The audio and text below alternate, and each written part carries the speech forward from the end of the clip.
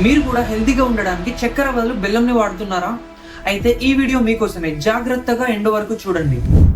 ఈ టాపిక్ మీద ఎంత డిస్కషన్ జరిగినా కూడా స్టిల్ మన ఇండియన్ హౌస్ హోల్డ్స్ లో షుగర్ కంటే బెల్లమే ఎక్కువ హెల్తీ అని నమ్ముతూ ఉంటారు.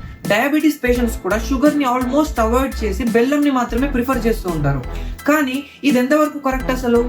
Let's find out. బెల్లంని షుగర్ తో కంపేర్ చేస్తే per 100 grams calories and all the macros content అన్ని కూడా సిమిలరే. అండ్ ఈవెన్ బెల్లంకి గ్లైసెమిక్ ఇండెక్స్ అనేది ఎక్కువ షుగర్ కంటే. అంటే మనం బెల్లం కన్జ్యూమ్ చేశాక వచ్చే గ్లూకోజ్ స్పైక్ అనేది షుగర్ కంటే ఎక్కువ. సో డయాబెటీస్ పేషెంట్స్ కి షుగర్ కంటే బెల్లం తింటేనే ఎక్కువ dangerous due to the spike of glucose.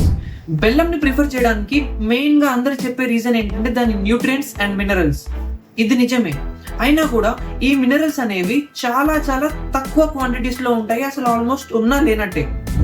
ఒక 10 grams షుగర్ తీసుకున్నా, ఒక 10 grams బెల్లం తీసుకున్నా, దాని నుంచి మన బాడీ మీద పడే ఎఫెక్ట్ మాత్రం ఆల్మోస్ట్ సిమిలర్. సో ఫైనల్ గా చెప్పాలంటే బెల్లం అనేది షుగర్ కంటే బెటర్ ఆల్టర్నేటివ్ అయితే అస్సలు కాదు. బెల్లం అయినా షుగర్ అయినా రెండు బాడీకి ఈక్వల్ డేంజరే. బెల్లం అయితే హెల్తీ కదా అని ఎక్కువ తినడం మాత్రం కంప్లీట్ గా ఆపేసేయండి. మీ ఫ్యామిలీకి కూడా ఈ విషయం తెలియాలి అంటే షేర్ చేయండి, వాళ్ళని కూడా సేఫ్ గా ఉంచండి.